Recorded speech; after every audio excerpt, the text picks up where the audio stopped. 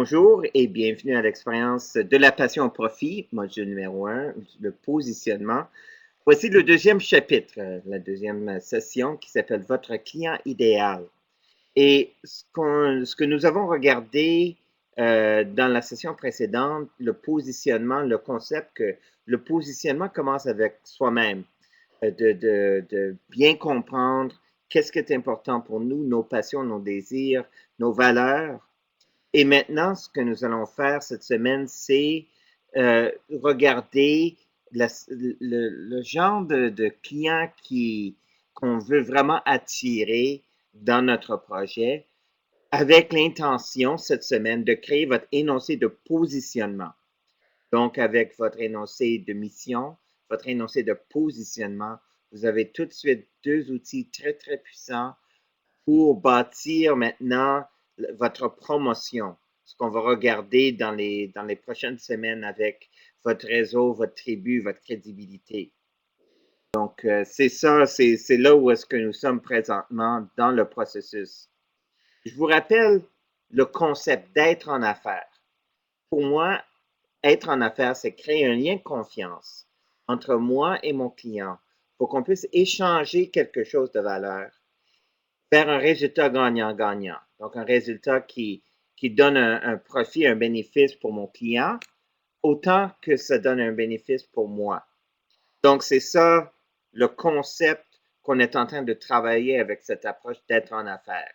Et c'est une approche qui est vraiment, qui vise vraiment la personne autonome, la personne individuelle.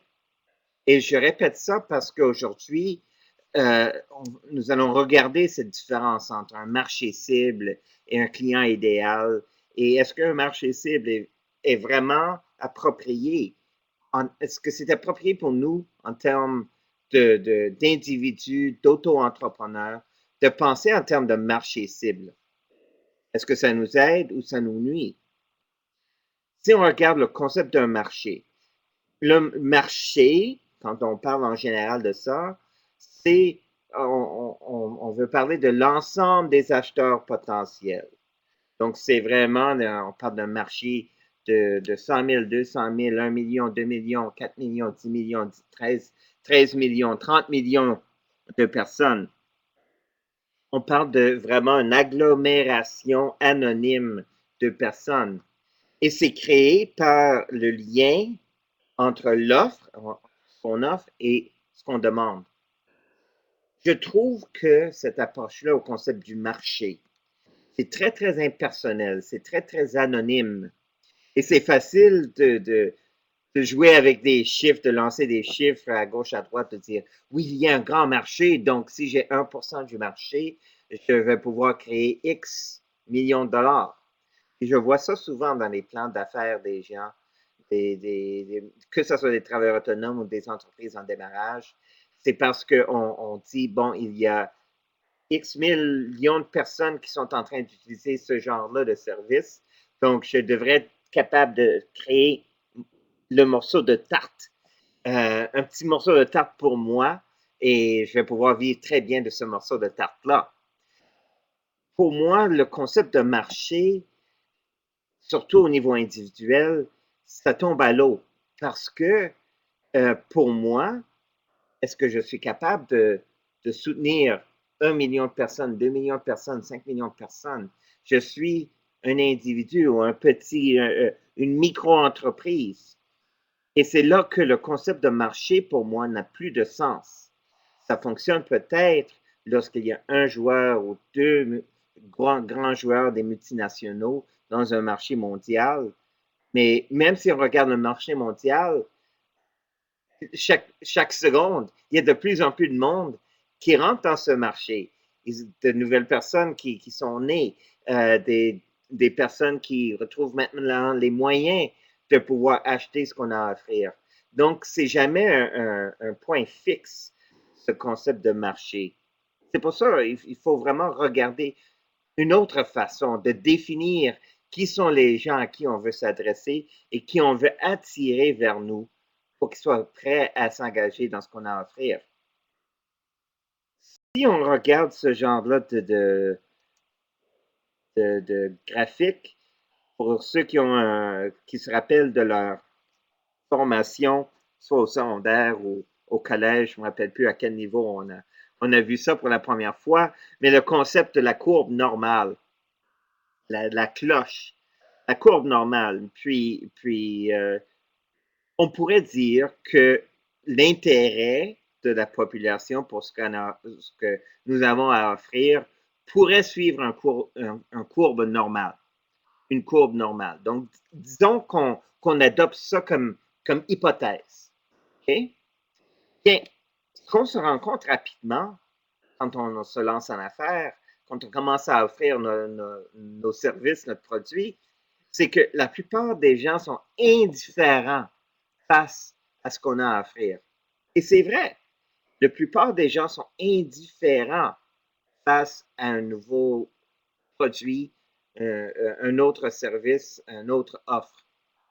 Surtout aujourd'hui, les gens, ils sont, euh, ils sont ensevelis en dessous d'une montagne, d'une tempête d'offres. On est entouré d'annonces, que ce soit à la TV, à la radio, devant nos yeux. On, on, on est sollicité de partout. Il me semble, là, il faudrait que je vérifie le chiffre, mais quelque chose comme c'est dans 10 000, 20 000, 30 000 annonces publicitaires par jour qu'on reçoit de façon directe ou indirecte. Peut-être j'exagère le nombre, mais c'est un nombre vraiment démesuré. Donc, c'est pour ça que la plupart des personnes sont indifférents à ce que vous avez à offrir. Et peut-être, à première vue, c'est peut-être catastrophique, mais pour moi, je dis, c'est plutôt un avantage que nous avons comme autonomes, comme individus. Parce que de toute façon, même si je voulais que tout le monde achète ce que j'ai à offrir, je ne pourrais pas fournir à la demande. Donc, j'arriverai pas. Même si tout le monde le voulait, j'arriverai pas. Ce n'est pas possible pour moi de servir tout le marché ou même 1% du marché. Si je définis le marché comme toutes les personnes partout autour de moi qui pourraient utiliser mon service, ça devient un chiffre beaucoup plus grand, beaucoup trop grand pour moi. Donc, au lieu d'essayer de plaire à tout le monde, pourquoi pas faire autrement? Choisir des personnes qui apprécient ce qu'on a à offrir et qui nous inspirent à faire notre meilleur travail. Vous avez maintenant le pouvoir du choix, que vous soyez un débutant ou quelqu'un qui a de l'expérience. Vous avez le droit de choisir, de dire oui ou non si vous acceptez quelqu'un comme votre client. Parce que vos clients deviennent l'image de ce que vous faites.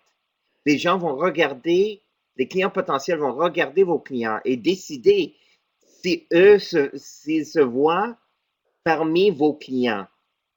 Donc, les gens que vous choisissez comme clients, les gens que vous choisissez comme associés, les gens que vous choisissez de vous entourer, c'est primordial à votre positionnement.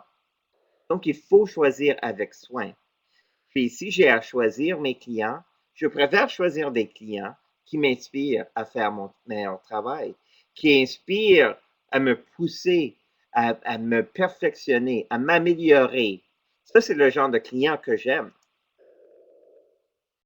Et c'est pour ça, si on revient à cette courbe-là de l'intérêt versus la population, un autre élément en statistique qu'on dit, c'est ce concept de sigma, de déviation standard. Une déviation standard, c'est la distance entre la moyenne et un certain pourcentage. OK? Donc, ça, c'est une déviation standard. Un sigma, en d'autres mots. Donc, si on regarde la courbe, c'est si on dit, bon, OK, dans une courbe normale, 50% de la population sont en bas de la moyenne ou en haut de la moyenne. La moyenne étant l'indifférence. OK? Donc, 50% des gens, encore c'est une hypothèse, mais c'est une expérience qu'on peut utiliser pour, euh, pour se créer des règles de conduite. Donc, disons, pour le fun, 50% sont soit indifférents ou ils, ne, ils sont contre ce que j'ai à offrir et 50% sont indifférents ou favorables à ce que j'ai à offrir. Okay? Donc, si on revient un peu à la mathématique ici, à un sigma ou une déviation standard, j'ai 34% des gens. Okay? Donc, je peux dire, juste pour encore, comme hypothèse, si j'applique un peu de statistique à ce que nous sommes en train de dire, on pourrait dire que en bas de la moyenne et en haut de la moyenne, donc le moins un segment plus un segment. Donc, un total de 68% du monde s'en fout complètement de ce qu'on a à offrir. Ils sont indifférents. Ou peut-être ils vont dire, ah, c'est le fun, puis ils vont continuer avec sur leur propre chemin. Okay? Moi, je pense que ça, c'est un chiffre qui est très, très raisonnable. Une personne sur deux ou deux personnes sur trois, quand je leur approche, ils vont dire oui, c'est beau, mais c'est pas pour moi.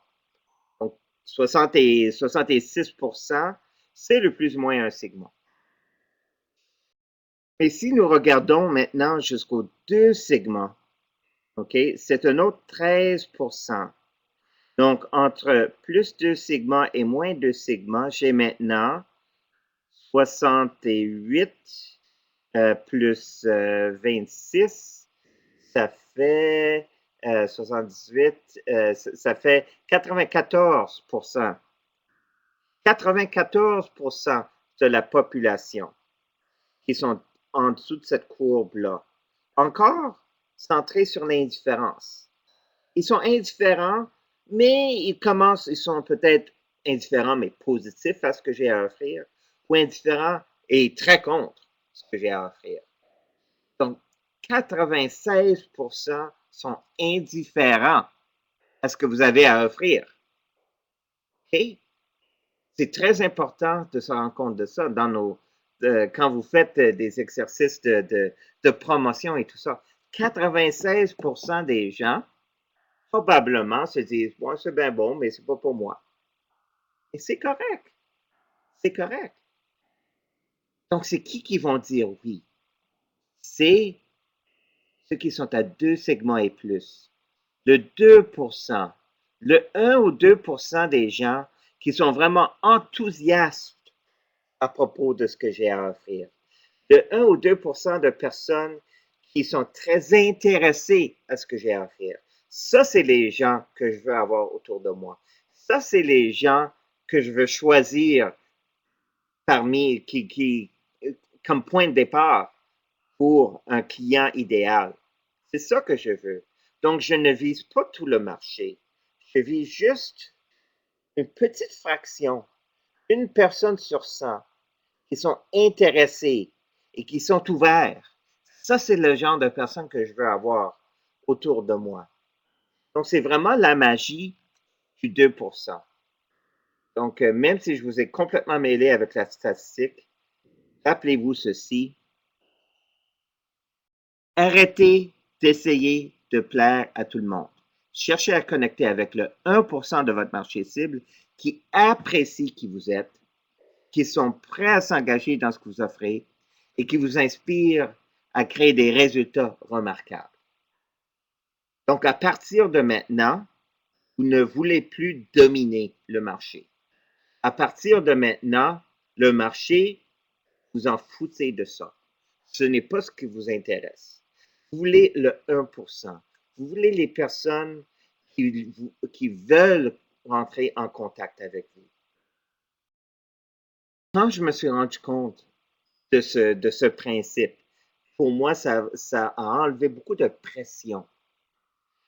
Que dans la formation genre américaine de l'entrepreneurship, ce qu'on nous pousse à faire, c'est d'être le meilleur, d'être le plus gros.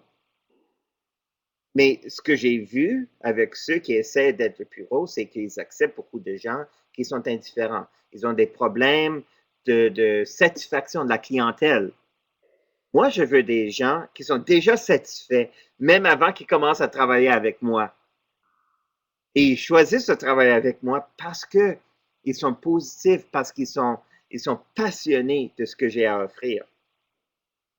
Donc, tout de suite, ça enlève beaucoup des problèmes de service à la clientèle, juste avec ça. Donc, au lieu de me regarder à définir un marché cible, définissons plutôt un client idéal. Marché cible, c'est leur environnement, c'est leur caractéristiques, leur âge, ils sont hommes ou femmes, dans quelle ville ils habitent, leur revenu moyen, le genre de travail qu'ils font. Tous ces éléments, ça fait partie du marché cible, leur environnement. Et il faut définir ça un peu pour avoir une idée générale, mais ce ne sont pas des critères qui feront que je vais les choisir ou pas, ou que je vais les inclure ou que je vais les exclure. C'est plutôt juste pour un peu me rassurer parce que j'ai appris pendant tellement d'années l'importance de définir un marché cible. Bon, je le définis, c'est fait, je le mets de côté. Ce que je veux vraiment faire, c'est définir mon client idéal, leur qualité. Vous êtes peut-être familier avec ça, ça s'appelle l'échelle des valeurs de Abraham Maslow. Abraham Maslow, c'est un psychologue. Je ne suis pas psychologue, mais c'est un outil qui me permet de me situer un peu par rapport aux besoins, aux désirs, aux priorités des gens qui sont devant moi. Et vous allez voir, il y a différents groupements, mais en général, ça revient à peu près à ça. Maslow avait dit qu'il y a différents niveaux de nos besoins. On cherche à combler dans notre vie. Ceux qui sont le plus dans le besoin, ils cherchent à avoir de l'eau, de la nourriture, de l'air. Et, et c'est relié à sa santé et sa sécurité. Ce sont les éléments de base qu'on a besoin pour se sentir au moins, euh, on ne peut pas nécessairement se dire heureux, mais au moins c'est un point de départ. Nos besoins physiques sont satisfaits. Santé, sécurité, physiologique. Le deuxième niveau, c'est par rapport à l'estime des autres, l'amour et appartenance. On veut être rassuré qu'on fait partie d'un tribu, d'une famille, d'une communauté et qu'on a un certain statut dans cette communauté-là. C'est difficile d'essayer d'avoir un statut dans notre communauté si on manque de nourriture et d'air et d'argent. La santé et la sécurité, besoins physiologiques viennent d'abord. Et on voit dans le monde maintenant, alors qu'on se parle, de qu'est-ce qui arrive lorsque les gens n'ont pas cette santé et sécurité de base, leurs besoins physiologiques ne sont pas satisfaits. Qu'est-ce qu'ils font? Des révoltes, des révolutions. Parce que ça, c'est tellement important à avoir d'avoir d'acquis avant de procéder au deuxième niveau où est-ce qu'on veut être connecté aux autres. Et si nos besoins de base sont bien satisfaits, si on se sent connecté aux gens autour de nous, bien, après ça, on peut aller au troisième niveau, qui sont les besoins d'épanouissement personnel, d'estime de soi. Et c'est là qu'on commence à regarder à vivre nos rêves, à mettre en place des projets, à créer notre avenir. Mais pour réussir à faire ça, selon la théorie de Maslow, bien, les autres éléments doivent être assez bien solides pour qu'on puisse commencer à les créer et notre lendemain. Donc, lorsque je suis devant quelqu'un, je commence à me poser à moi-même ces questions-là. J'écoute la personne parler et j'essaie de comprendre, bon, où dans l'échelle de Maslow sont ses besoins en ce moment? Est-ce que c'est quelqu'un qui cherche à survivre? Est-ce que c'est quelqu'un qui cherche plutôt à trouver une communauté, une connexion, ou est-ce que c'est quelqu'un qui a ces éléments-là de bien montés ou d'assez bien montés, et c'est quelqu'un maintenant qui vise l'épanouissement personnel. Donc, c'est un élément important à comprendre, justement, si on revient à trois cercles, pour vraiment comprendre les besoins, les passions, les désirs des autres. Je veux voir où ils sont dans l'échelle de Maslow. Je veux commencer à comprendre c'est quoi leur mission, c'est quoi leur valeur, c'est quoi leur passion. Ce sont tous des éléments que je cherche à comprendre en écoutant quelqu'un, en rencontrant quelqu'un, pour voir si cette personne-là fait partie de ma description du client idéal.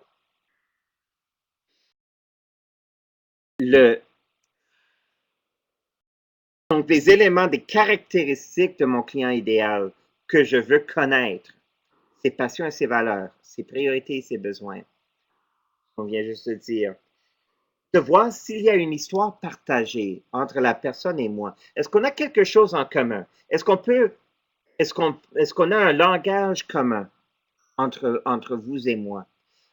Et ça, c'est tellement important pour créer l'empathie. L'empathie, qui est un élément primordial pour créer ce lien de confiance. Je veux comprendre avec mes produits et mes services quels sont les avantages que je leur donne, que je leur crée avec mes produits et mes services pour comprendre est-ce que ces avantages-là sont prioritaires pour mon client. Et ça, je pense que je vais revenir dans un instant là-dessus parce que c'est très important de pouvoir entendre ça quand je suis en train de parler avec quelqu'un. Et finalement, je veux comprendre c'est quoi leur point déclencheur, leur point décisionnel qui va les pousser à passer à l'action. Nous avons tous un point déclencheur. Ça peut être quelque chose qu'on recherche, ça peut être quelque chose qu'on veut résoudre, ça peut être quelque chose qui est notre priorité sur laquelle on doit prendre action en ce moment. J'ai besoin de comprendre ce point déclencheur. Et c'est pour ça que je dis, avant de présenter mon offre de service, si je le fais comme il faut, j'ai besoin de savoir trois choses avant de présenter mon service. J'ai besoin de savoir, premièrement, c'est quoi leur plus haute priorité en ce moment. Donc, ça veut dire c'est quoi leur besoin le plus fort, leur désir le plus fort. Et ça peut être connecté à ce que j'ai à offrir ou pas.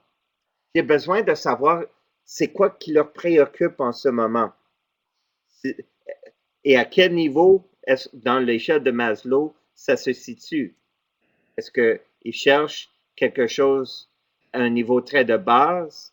Est-ce qu'ils cherchent quelque chose qui est plus la connexion ou un épanouissement et estime de soi, quelque chose d'interne, de personnel? Un n'est pas mieux que l'autre, mais il faut que je sache où est-ce qu'ils sont.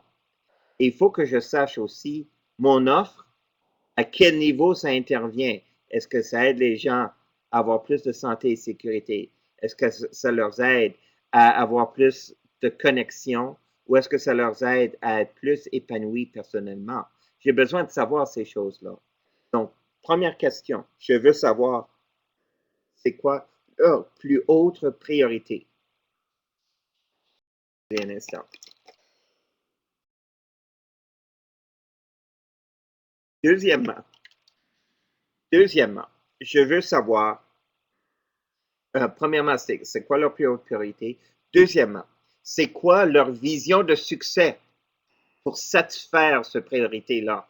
Donc, selon eux, c'est quoi qu'ils veulent changer et de quelle façon ça va être changé? Je dois connaître ça avant d'aller plus loin. Et une fois que je commence à connaître ça, là, je peux commencer à créer ce lien de confiance. Parce qu'ils vont comprendre que oui, je comprends leur situation, je comprends leurs priorités. Et je fais tout ça avant de parler de ce que j'ai à offrir. parce que j'ai une troisième question à comprendre avant de proposer mon offre de service. Je veux comprendre c'est quoi leur engagement pour passer à l'action. Leur engagement pour passer à l'action. Donc, les gens connaissent et ils savent, ils sont peut-être très clairs à propos de la situation qu'ils veulent changer. Ils savent probablement c'est quoi leur définition de succès pour créer ce changement, mais ils ne sont pas prêts à passer à l'action pour raison X, Y, Z. Puis, s'ils ne sont pas prêts à passer à l'action, ou s'ils ne sont pas clairs de ce qu'ils veulent pour résoudre leurs priorités, ou s'ils ne sont même pas clairs de c'est quoi leur priorité, pour moi, ils ne sont pas des clients qui sont prêts à reconnaître ce que j'ai à offrir. Et donc, même s'ils achètent ce que j'ai à offrir, ça, premièrement, ça ne me permettrait pas à moi de faire mon meilleur travail et à eux de vraiment reconnaître ce qu'ils ont dans les mains en termes de cadeaux que je leur offre. Donc, c'est pour ça, choisir le client idéal revient à connaître ces éléments-là. Et l'outil que je vous invite à faire, je viens juste de penser à ça, je vais le mettre dans le devoir. Je vais vous montrer ici mon écran. Là, j'espère de voir qu'est-ce que j'ai sur mon écran.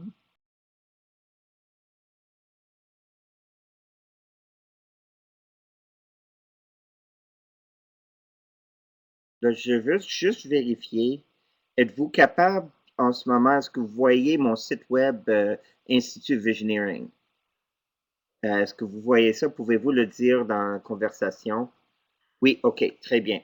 Parce que je vais vous montrer l'exercice que je vous recommande de faire.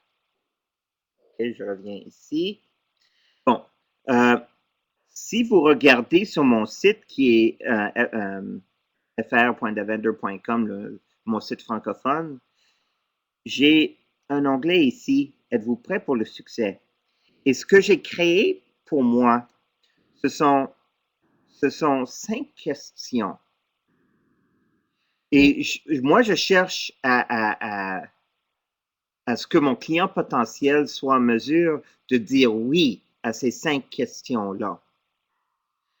Donc, je vais écrire ça plus tard comme exercice pour vous, mais c'est un exercice que je vous encourage de faire, de penser à 3, 4 ou 5 questions qui, en d'autres mots, vous aident à cibler les caractéristiques de votre client idéal. Donc, l'exercice, ça va être d'abord, si je reviens, arrêter le partage, si je reviens à, est-ce que j'étais ici?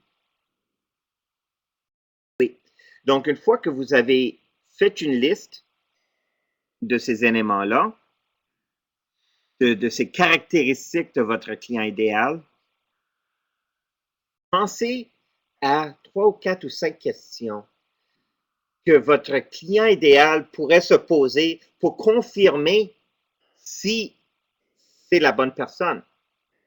Donc, en d'autres mots, je veux mettre la responsabilité de voir si c'est un bon client sur le client potentiel, pas sur moi. Donc, les gens qui éventuellement qui viennent à moi, ils sont préqualifiés.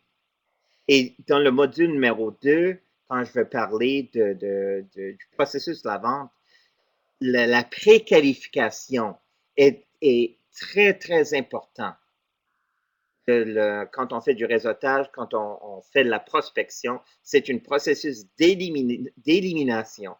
On veut éliminer tous ceux qui sont de 98% ou moins, qui sont soit un peu positifs, indifférents ou contre ce qu'on a à offrir. Moi, je veux les gens qui sont très, très positifs envers ce que j'ai à offrir. Donc, je vais vous écrire ça, mais je pense que c'est un très bon exercice. Une fois que vous avez commencé à décrire votre client initial, ses qualités, ses valeurs, ses priorités, ses besoins, ses expériences, les gens moi, je veux des gens qui ont vécu certaines expériences parce que au moins on a ce point-là en commun. Je préfère être avec des gens qui ont une certaine formation, une certaine expérience académique, moi je préfère des gens qui ont voyagé un peu, même si c'est juste dans différentes régions du Québec, mais qui ont au moins sorti de chez eux un peu. Je veux des gens qui sont ouverts à de nouvelles idées, qui ont probablement déjà fait un peu de travail sur eux. Ce sont tous des éléments que je regarde dans un client idéal pour me dire, est-ce que c'est quelqu'un qui va vraiment reconnaître ce que j'ai à offrir et qui serait probablement prêt à dire oui. C'est parce que les gens n'achètent pas mes produits ni mes services. Ils n'achètent pas vos produits ni vos services. Ils veulent vivre des expériences. C'est ça que les gens veulent maintenant. Et pourquoi je dis ça? C'est revenir ici à l'échelle de Maslow. Les gens qui sont, les gens qui sont ici, qui sont en train de vivre au niveau santé, sécurité, qui sont à la recherche de simplement leurs besoins de base, en général, ils vont chercher à satisfaire ces besoins de base au plus bas prix. C'est comme ça que ça fonctionne. Ils ont des moyens limités et ils agissent un peu parce qu'ils sont en manque, ils sont en survie. Donc, bien sûr, ils vont mettre le minimum possible pour au moins survivre. Les gens qui sont ici, dans le milieu, où leurs priorités, leurs désirs, leurs passions, leurs besoins sont envers la connexion avec les autres, ils sont prêts à mettre un peu plus d'engagement, un peu plus d'argent, de temps, d'énergie, de priorité à ce que vous avez à offrir.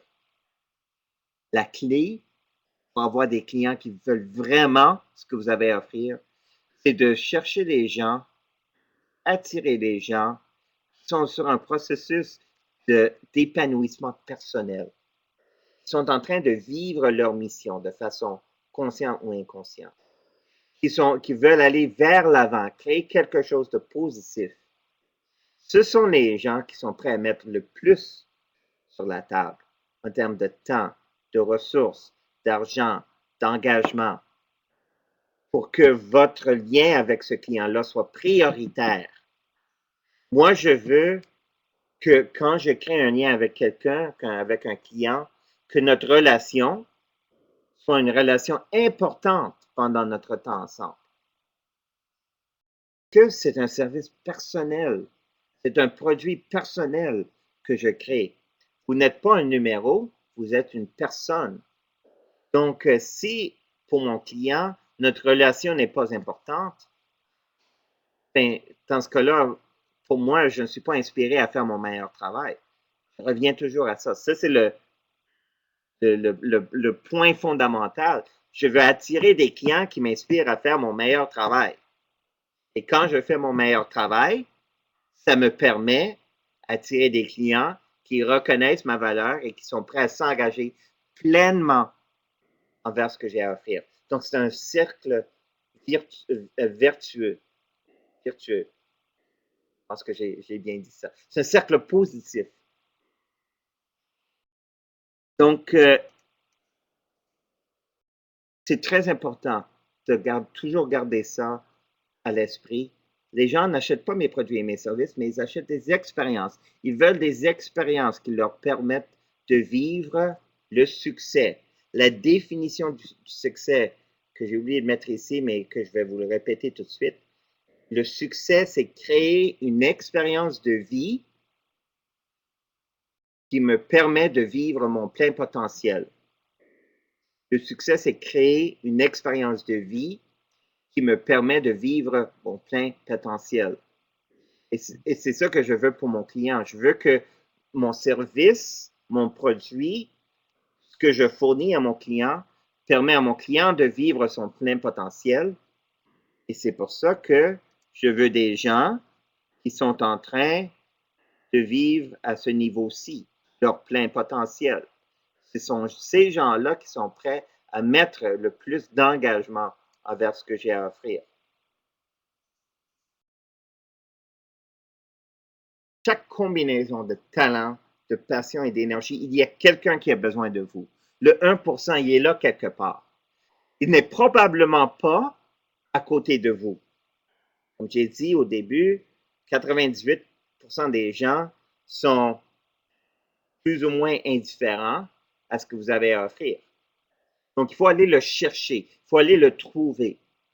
Votre énoncé de positionnement, c'est un outil de base.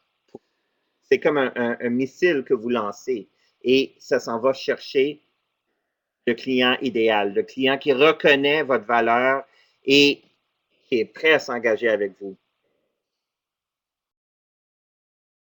Donc, dans l'énoncé de positionnement que vous allez bâtir et l'exercice, si vous faites des stratégies 1, 2 et 3 dans le cahier, comment avoir plus de clients et de meilleurs clients, ces trois stratégies-là sont un excellent processus pour vous aider à créer justement votre énoncé de positionnement.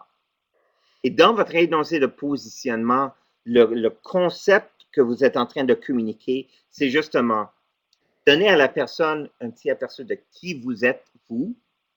Donc, quelque part là-dedans, c'est de mettre des mots reliés à notre mission, notre vision, nos priorités, nos valeurs.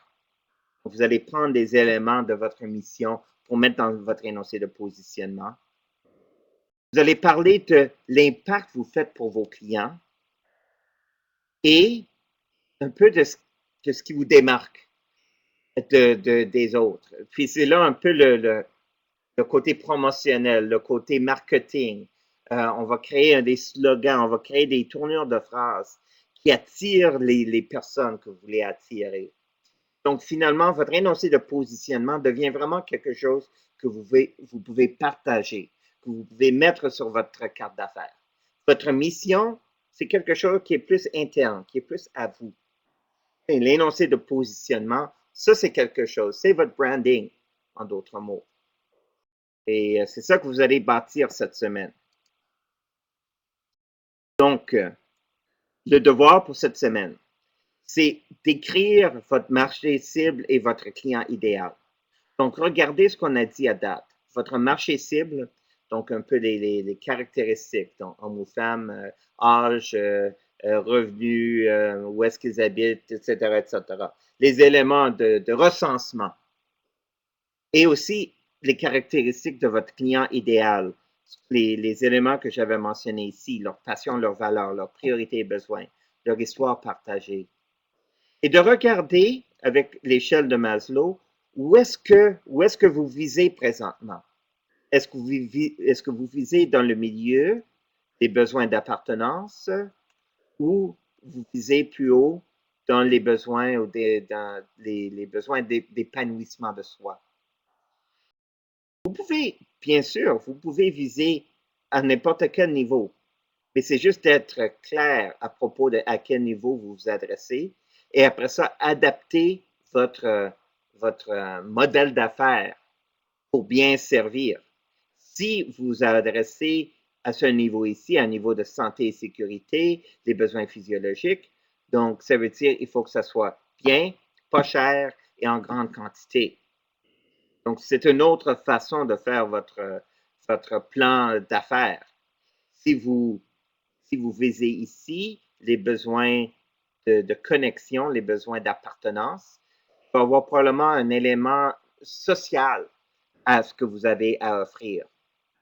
Et en haut, si vous êtes en haut, au niveau personnel, épanouissement de soi, donc là, il y a plus aspirationnel, les rêves, les désirs, construire son avenir. Donc, des éléments comme ça dans votre plan. Et ça, on regarde ça dans le troisième module, votre plan stratégique, votre modèle d'affaires.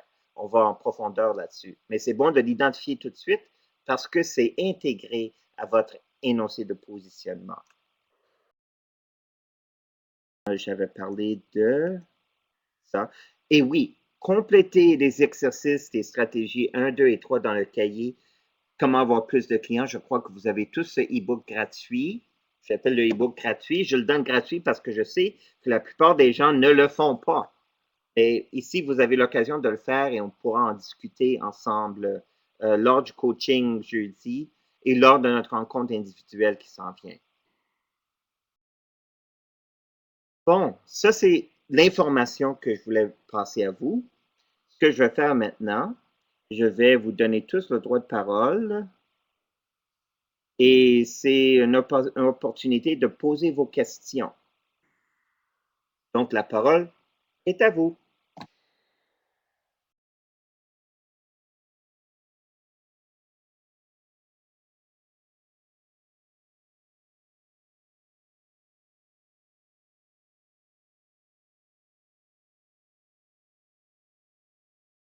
Et je vois Jawad et Jocelyne qui essaient de parler. Ah oui, tu es là. Excellent. Ah ouais. Jocelyne, tu veux parler? Non. Oui, alors une question. Par rapport aux 2%, le marché de 2%, Oui. euh, tu as dit tout à l'heure que au départ, il y a beaucoup de personnes qui ne savent pas, qui ne connaissent pas leurs priorités. Mhm. Et donc, c'est un peu gênant de les exclure. Alors, est-ce que c'est des... Si en premier, on est entouré par les personnes préqualifiées, qui connaissent la propriété, est-ce que dans un second temps, on peut espérer attirer les personnes qui ne connaissent pas leurs priorités, mais qui ont le besoin que connaît déjà la personne préqualifiée? C'est une bonne question. Ce qui me vient immédiatement à l'esprit, Jawad, c'est est-ce que je veux convaincre les gens ou est-ce que je veux inviter les gens? Puis, c'est pour ça que, comme moi, ce que j'ai choisi de faire dans mon modèle d'affaires, je prends beaucoup de temps avec un client potentiel avant de passer à l'engagement, justement pour aider mon client potentiel à reconnaître ses priorités. Donc, ça, c'est un modèle que moi, j'ai choisi de faire. Et je sais que de mon côté, ça me prend 2 à 3 heures avec un client potentiel avant de pouvoir répondre aux 3 questions. Euh, mais la question à se poser, c'est ça. Est-ce qu'on veut convaincre, est-ce qu'on veut vendre à quelqu'un, convaincre quelqu'un, ou est-ce qu'on veut les inviter? Les invités assument qu'ils savent déjà, que le client sait déjà qu'est-ce qu'il recherche. J'ai répondu un peu à ça? Euh, en partie, en partie. C'est-à-dire, je vais clarifier ma Oui. question. Si je dois vendre un produit, Mhm. d'accord, je dois fixer un prix. Donc déjà, je fais une sélection. Oui. J'ai fait une sélection déjà. Alors, il se peut que ce produit intéresse des personnes, mais qui n'ont pas les moyens de s'offrir ce produit. Et est-ce que je ne suis pas dans l'exclusion? Est-ce que je ne vais pas exclure des personnes qui ont besoin du produit, mais qui n'ont pas les moyens de s'offrir ce produit? Ah, OK. Ça, c'est une question très intéressante. Euh, je reviens ici. C'est intéressant. Ce que j'ai appris, c'est que si quelqu'un veut vraiment avoir ce que j'ai à offrir, ils vont trouver les moyens de l'acheter.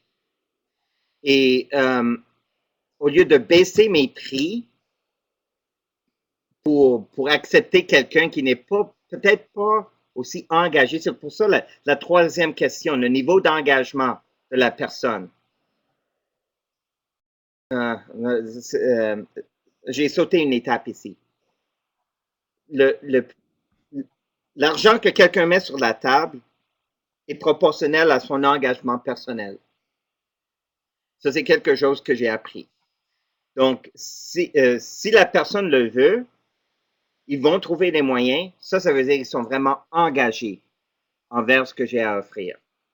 Si la personne le veut, mais n'est pas capable d'aller de lever les fonds ou de trouver un moyen ou de négocier quelque chose, ça arrive souvent que quelqu'un m'approche, me dit, je veux vraiment ton service, coach, mais j'ai pas les moyens en ce moment.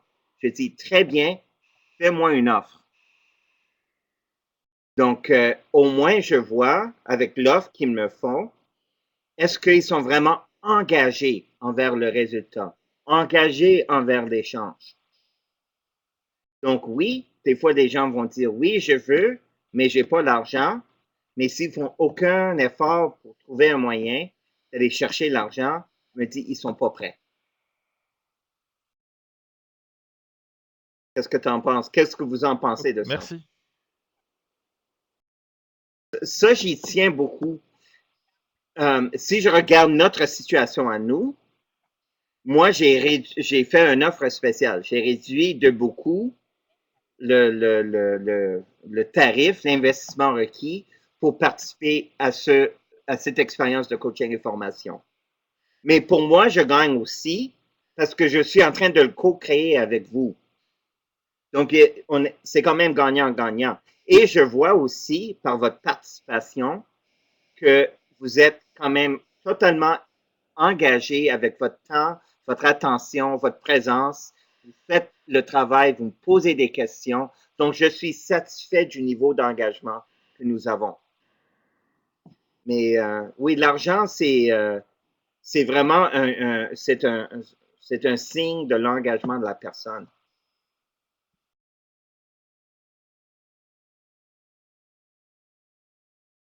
Super. Ça, c'est un excellent sujet qu'on va vraiment revenir au deuxième module quand on va parler du processus de la vente aussi.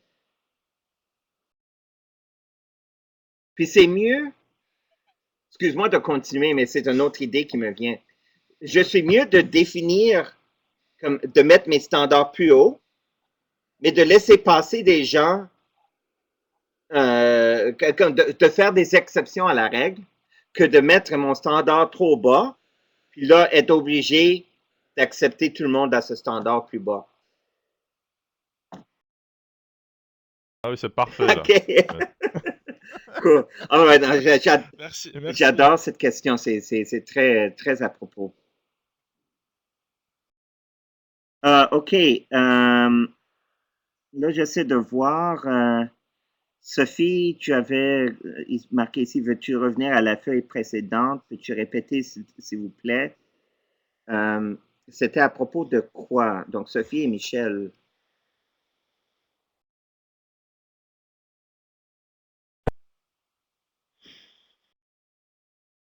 Ce qui me démarque des autres. Je ne comprends pas nécessairement ce que tu veux dire, Sophie. Euh, je sais pas, vous avez. OK. Allô? Lavanda, tu m'entends-tu? Oui, Oui, Lavanda. oui. Et le bruit ambiant, puis mon manque de voix, est-ce que tu me comprends bien? Non, il y a beaucoup, beaucoup de bruit. Dommage, Michel, il y a beaucoup, beaucoup de bruit. Je t'entends très mal. Les principes du positionnement. OK, je vais aller au principe du positionnement. Oui, je comprends. Ça sonnait le Starbucks. Principe du positionnement. OK. Ce qui me démarque des autres. Oh, votre sauce secrète, votre autorité. Oui, on va revenir là-dessus sur dans le dernier module, dans la dernière session de ce module. Mais ce qui me démarque des autres, c'est là qu'on crée un peu notre approche spéciale. Euh, Moi, j'ai un style.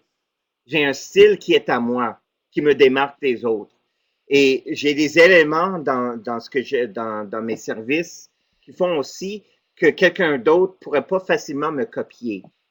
Donc ça fait partie de ce qui me démarque des autres. Ça revient, ça revient à intégrer des éléments de votre mission, de votre vision dans ce que vous faites. Donc, oui, Jocelyne, tu es activée, mais je ne t'entends pas.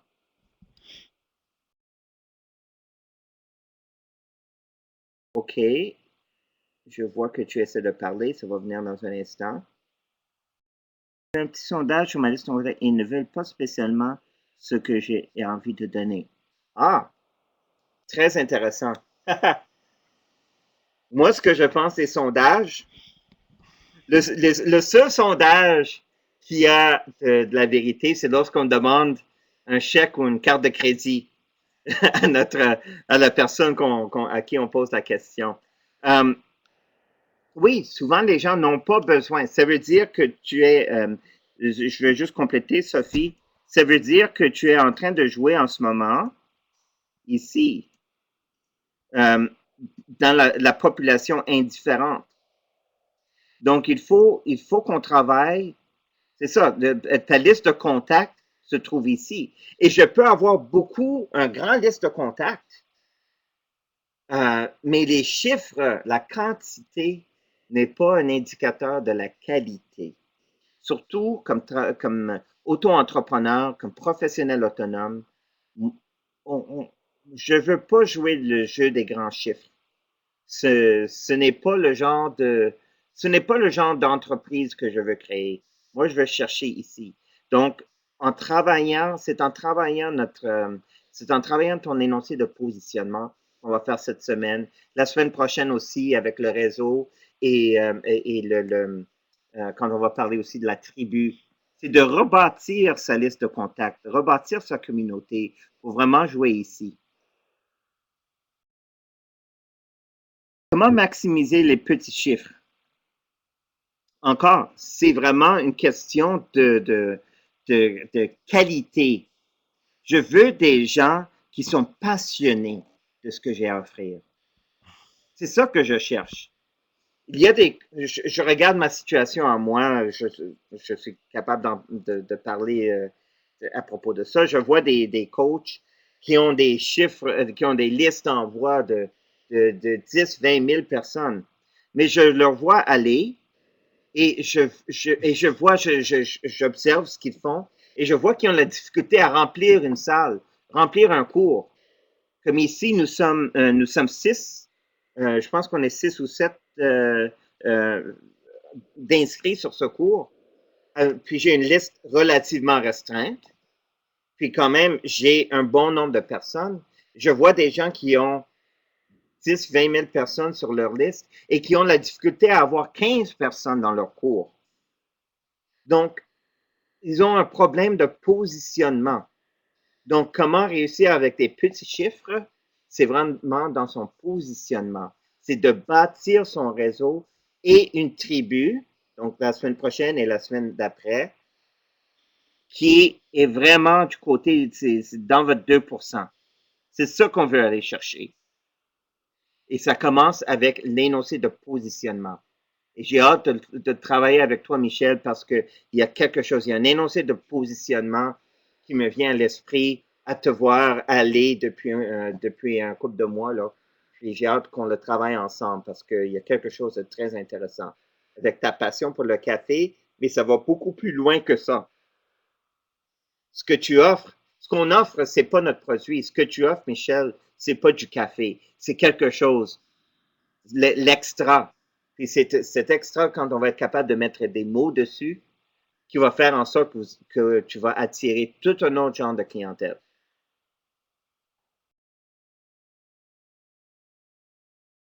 Wow! Excellente question. Est-ce qu'il y a d'autres questions?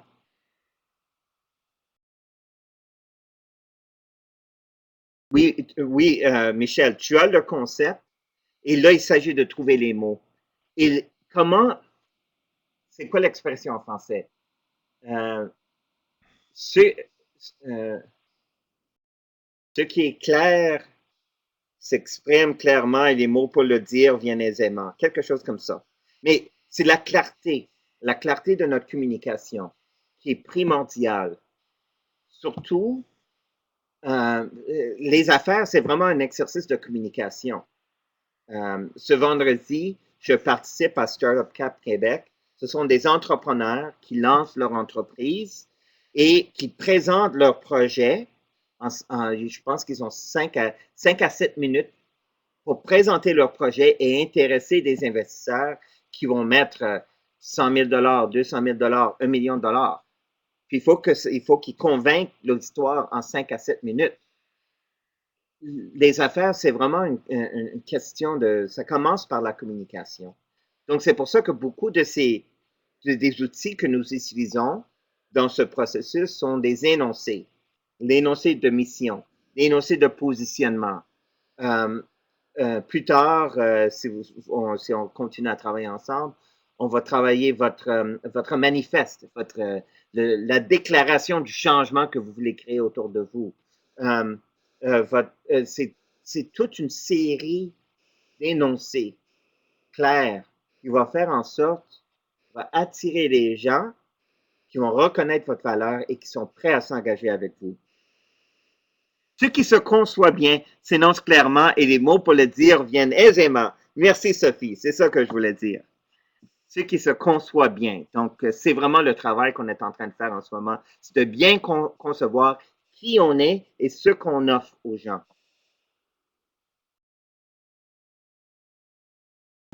Et c'est avec eux que je devrais bâtir ma stratégie marketing. Et c'est ça. Plus que Jocelyne, plus que tu vas comprendre les besoins, les désirs, les priorités de ce 2%-là, plus que tu vas les intégrer dans une tribu, tu vas devenir la leader de cette tribu-là, la personne qui mène la tribu, plus que c'est eux autres qui vont te dire c'est quoi la prochaine étape dans ta stratégie de marketing.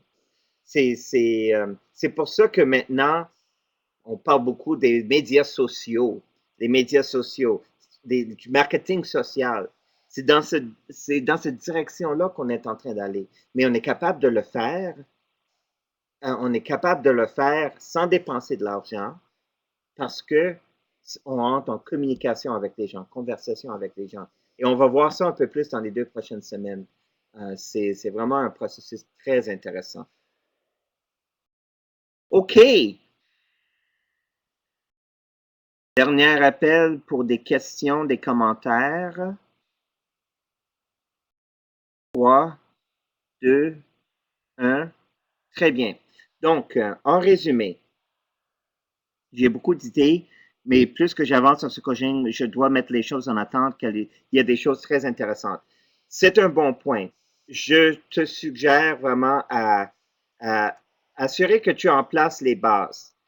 Et l'outil vraiment clé, une fois que l'énoncé de positionnement est créé, éventuellement, tu vas avoir plusieurs. Comme moi, j'ai 3 ou 4 énoncés que j'utilise selon la situation. Mais on va commencer vraiment à trouver une énoncé qui résonne vraiment. Puis après ça, on peut bâtir toutes les autres. Donc, c'est pour ça que la semaine dernière et cette semaine sont vraiment le point de départ pour le processus qu'on veut faire ensemble. Bon, donc, c'est ça. Décrire votre marché cible et votre client idéal. Donc, retournez et les textes que j'ai mis sur le wiki aussi vont vous guider là-dedans. Complétez les exercices, la stratégie 1, 2 et 3 dans le cahier. Et spécifiquement, ce qu'on va faire jeudi lors de la session de coaching, c'est travailler votre énoncé de positionnement. Vous allez voir comment on le travaille ensemble. Et dans les rencontres personnelles qu'on va faire pendant les prochaines semaines, d'ici la fin du mois, je vous ai envoyé un message ce matin vous demandant de regarder mon calendrier et de réserver un temps qu'on puisse parler de ça. Je veux m'assurer que vous avez un énoncé de mission et un énoncé de positionnement qui est solide, qui est clair et qui va attirer les gens autour de vous. Donc, voici où est-ce qu'on est rendu présentement, votre client idéal. La semaine prochaine, on va regarder votre réseau. Donc, les techniques de réseautage, comment vous présenter dans une situation de réseau, comment bâtir votre réseau. Et session 4 va aller un peu plus, ça va aller au-delà de votre réseau et de vraiment bâtir votre tribu.